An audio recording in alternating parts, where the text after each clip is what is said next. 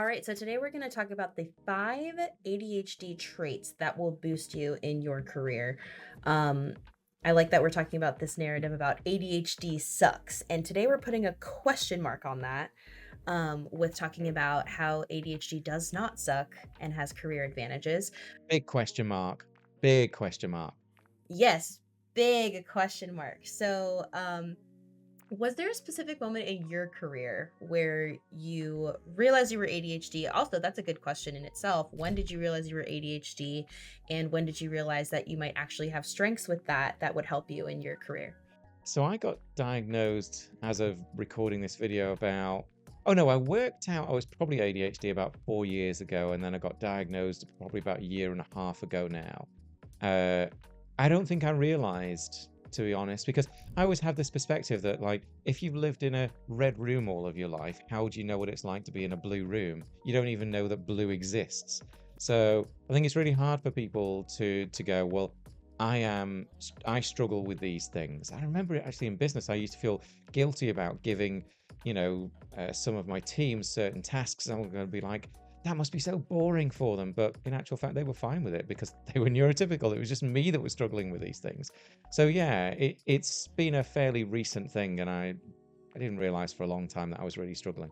hmm And I know that a lot of people with ADHD have the experience of feeling like when they have ADHD that everything sucks, for one, Yeah. but two, that they won't have any type of assets to their career. They won't have any type of strengths that come with that will help them in work. So I know that it's obvious that we're challenging that narrative, but was there a specific moment when you realized that your ADHD traits might actually be strengths for you rather than weaknesses? So throughout my life, I found careers that worked very much within my strengths and also ones that were very much within my weaknesses. Project management's the best example. I wasn't a good project manager. I knew how to do it, and I had the skills, knowledge, experience, and so on to be a good project manager. But going and amending a project plan for the seventh time was it just killed me. I mean, it was horrible for my brain, and I ended up with an assistant project manager who would do that for me because, really, I just wanted to do all the creative, exciting bits and not deal with the what I saw as drudge. So yeah, for me, there's definitely been some significant strengths. Good, very good. And we've talked about before we started recording kind of the 5 traits that we're going to get into. We And did, you kind of alluded to the first one before because you've said the word creative a lot. we did. Um, yeah, so the first one we're going to talk about is creative thinking, or another way to say it would be innovative problem solving. How do you think ADHD brains approach creative thinking and problem solving differently than neurotypical brains? Our brains are naturally creative. We're naturally creative thinkers. And if ADHD wasn't part of the human race, I wonder where we would still be. So many of the innovations through the years, I'm sure, have been created by, ADHD or autistic ADHD people. I have a strong suspicion that people like Leonardo da Vinci may well have been autistic ADHD, for example, way ahead of his time. Archimedes, probably the same. It's likely people like Einstein were as well. So creativity is the number one thing that you will tend to find within ADHD people. But you're right to use the word innovative instead, because people will often say, well, I'm not creative, thinking like they're not a good artist or something. In actual fact, it is the innovation. It's the thinking of things that other people don't think that's particularly effective for ADHD people. We can have very broad domains of knowledge, so lots of pockets of knowledge of all sorts of kind of things, and we'll connect them together. And we'll come on to, one of the things about that in a short while in the video. But yeah, so I would say innovation is the number one thing that, we should aim to find ourselves in within our careers. Right. And I think, as you say, innovative is important because I actually went to art school and we've talked a lot in my classes about what creativity really is. And Mm. people think it's technical skill when really creativity is the ideas that you're able to generate. And we've talked about that a lot in art school. We actually have to take a class called innovative thinking for art majors, was one of the classes we had to take. And so when you go through art school as a creative, you learn that most of what you're cultivating is your ability to problem solve with innovation. So Yeah. I like that you said that creativity is definitely not like a technical art skill, as in like, oh, I know how to paint, or I take nice photos, or whatever the case may be. It definitely all comes down to the idea to creatively solve a problem at hand. Absolutely. And so you mentioned you should be in spaces where creativity and innovative problem solving is abundant for you. So do you have any ideas of what industries or roles would particularly value this kind of innovative thinking? I mean, coaching is one of them. I think a lot of coaches at ADHD, I speak to plenty Mm. of them. I would also say things like consulting can be great, diving into a company, fixing some stuff, diving back out again. A lot of ADHD people also end up as teachers because there's a lot of kind of creative sort of bouncing, around ideas with the class. So I think there's plenty of creativity within those kinds of roles. Um, Obviously, entrepreneurship. I think entrepreneurship is a very common one for ADHD people and suits us down to the ground in many ways. Mhm, mhm. Yeah, those are all good ones. I've heard of a lot of people with ADHD getting involved in things like teaching or coaching. I know that I have a big family that has a lot of people with ADHD, and a lot of them are chefs because it's a very Yes. yes, chefs, Mm. fast-paced environment. And also, there's always like, oh, this thing is burning, solve that problem. Oh, this customer doesn't like this thing about this plate. How do I solve that? So a lot of my family with ADHD has ended up going into like the restaurant chef industry, which I think is another interesting way that they've decided to be innovative, because they can also be creative if they have um, the professional room, if their bosses would allow for them to come up with their own dishes and things Yeah. like that. So, And also, it's a very short-term payoff. So if you're solving a problem with a particular dish, you're going to get the solution within a few seconds, mhm. or a few minutes or something. So you're not trying to delay that dopamine hit that you're going to get for like months or years. Exactly, exactly. So now we're going to switch into hyperfocus, which I think Mm, is interesting because many people will see it as a big blessing with ADHD, but also sometimes it can be a little bit of a downside if not utilized correctly. So many people see ADHD as this like deficit, but they also have hyperfocus. So if people don't know what hyperfocus is, can you explain what it is and how it manifests in work? If you think about the two things to do with a project, you've got to start the project and then you've got to complete the project. And if something is enjoyable enough, you'll reach the threshold to start the project and also reach the threshold to complete the project. Mhm. If it's not enjoyable enough, you might reach enough threshold to start the project if it's novel, but then not complete it. Um, or it might even be difficult to start it. So, hyperfocus typically would be where you have enough enjoyment, maybe there's novelty or creativity, whatever it is, to both get going with a task and keep going with the task. So, those two things would be available to you. It's not just the one. Unfortunately, it can be difficult to stop though, and that's why it's kind of called hyperfocus. You're just on it for, you know, forever almost. And people can ignore their basic needs. They don't get food, they don't take a break, they exhaust themselves. So it Mhm. is, you have to be a bit careful with hyperfocus, but generally it's very effective, if you're able to maybe use a Pomodoro time to remind you. It's like, oh, I've been doing this for an hour, maybe I should get up now. Yes, yes, very important. And I think if there is anybody watching that has a background in education, they might have heard the word flow as well, which Yeah. is often described similarly to hyperfocus, is where you're so engulfed in something that you're doing that you don't even have a perception of time. You don't Yeah. even know that, yeah, like you say, you don't know that you're hungry or thirsty. It's like kind of almost existing outside of time and space when you're so engulfed in a project or task. So Do you have any suggestions for how someone might channel hyperfocus productively instead of getting lost in it? Yeah, okay. So the most useful thing is that, if you end up with a bit of time blindness with it, is to set some kind of alarm before you're going to start that thing, rather than just expecting yourself to be able to stop. You kind of need to give yourself the motivation to stop rather than just allowing yourself to keep going forever and ever.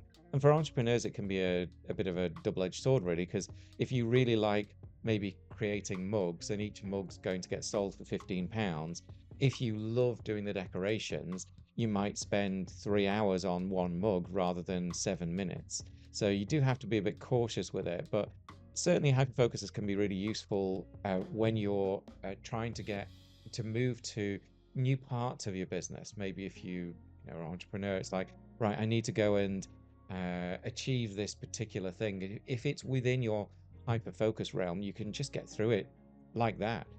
You won't need days and days and days to get through it. You'll just go and achieve it. This is why the best businesses really are based around some of your hyper focus areas, which are all very different for different people.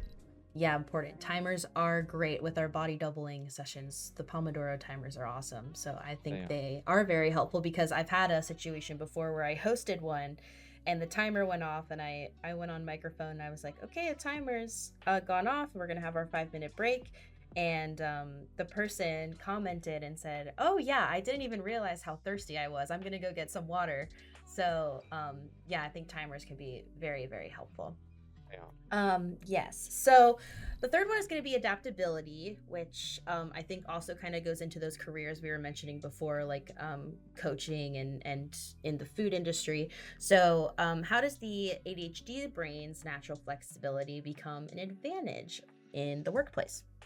Yeah, so I mean, first off, we're very good at adaptability because our brains are so innovative. So someone gives us a problem, we can collect all of our knowledge, pull it all together, break it apart, come up with solutions very, very quickly.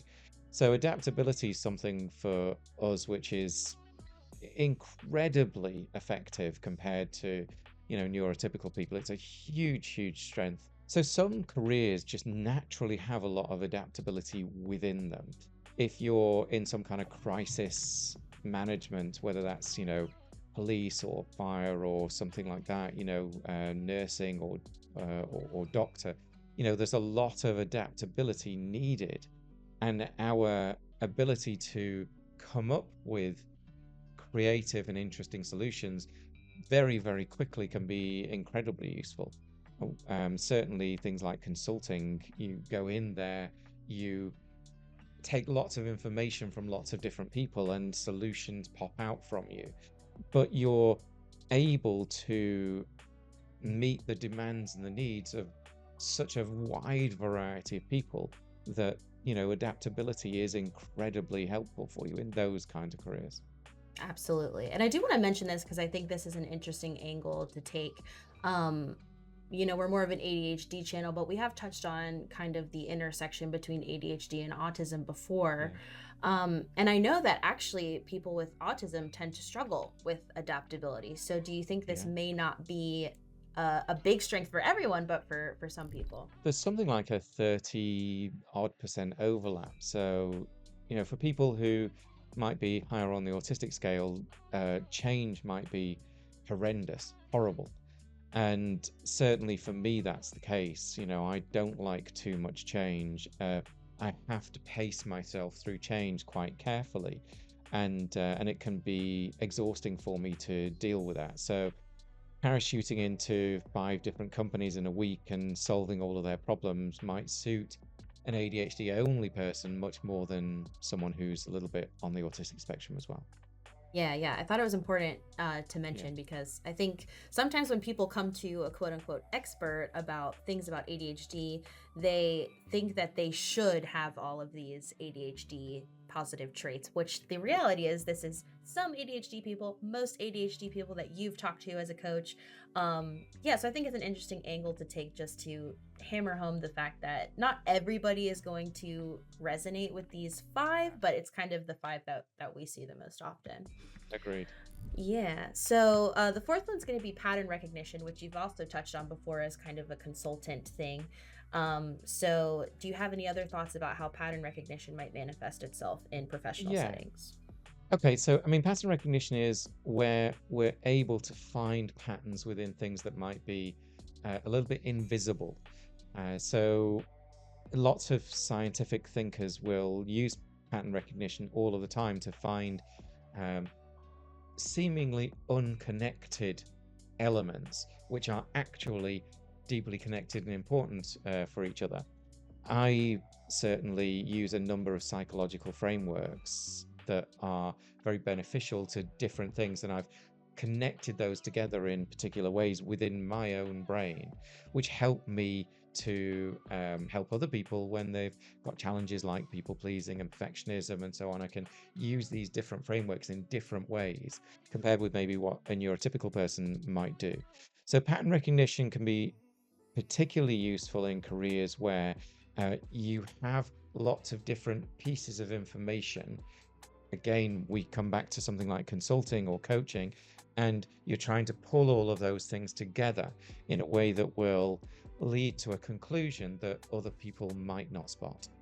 Absolutely. And we've used it before in YouTube where Uh, we were kind of looking at our analytics and stuff. And you said, hey, these two things might be connected to each other. Let's look into this. And I was like, oh, yeah, let's. So it definitely manifests even in our side of running, fidgetpreneurs and running YouTube.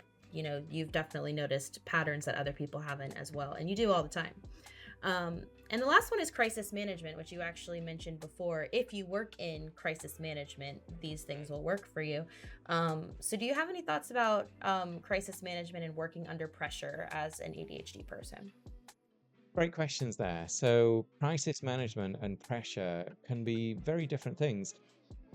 If you're, for example, a firefighter or something, you might reach and go past the threshold of taking action very easily because there's something quite big and important on the back of that. So, firefighting and things can be really good careers for ADHD people.